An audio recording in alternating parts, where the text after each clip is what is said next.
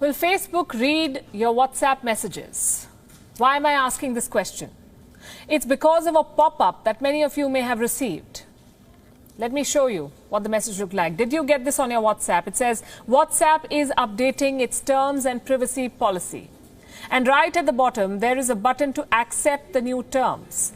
Now, most people would just go ahead and accept it, press that button. They will not bother reading what WhatsApp is changing under the hood, and I don't blame them. We've all been there.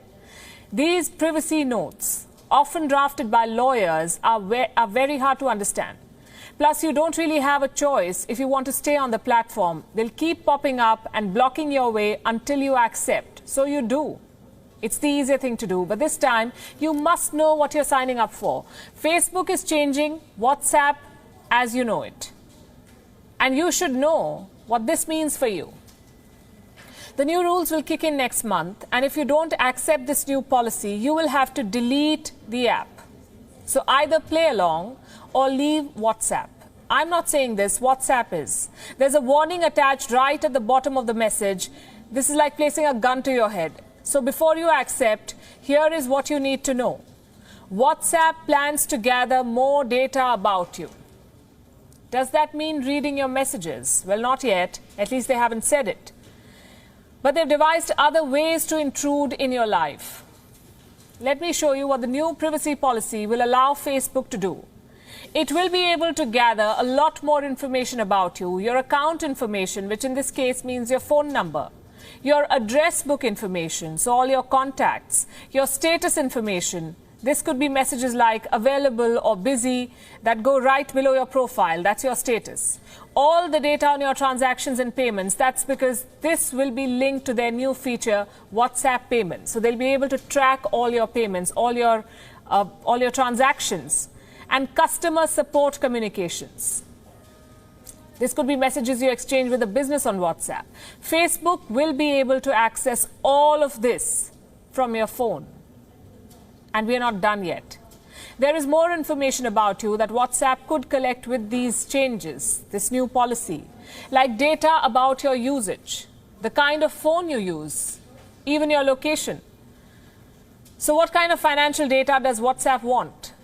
WhatsApp wants to access your bank account. It may not happen directly. There might be an intermediary involved, but they will have the access. WhatsApp would be able to move funds from your account and gather details about the transaction, what you're paying, who you're paying to, when you want the delivery. They will have all that information. Basically, Facebook wants to know how and where you spend your money. In specific circumstances, WhatsApp can collect data on messages too. Like when a message has not been delivered, WhatsApp can keep the message in encrypted form for 30 days. As it tries to deliver it, after that, the message will be deleted. Similarly, when you forward a message with media, like a message with a video or photos, WhatsApp says it can temporarily keep the message on its servers. So while WhatsApp may not technically be reading your encrypted chats with friends and family, it can still know a lot about you.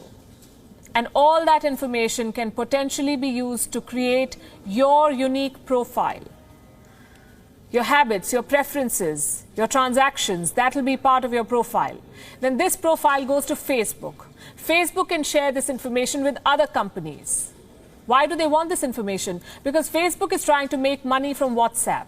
So by tracking you and profiling you, this is what they will do. In India alone, Facebook has more than 200 million active subscribers, 200 million, which means potential data on 200 million citizens, 200 million potential customers.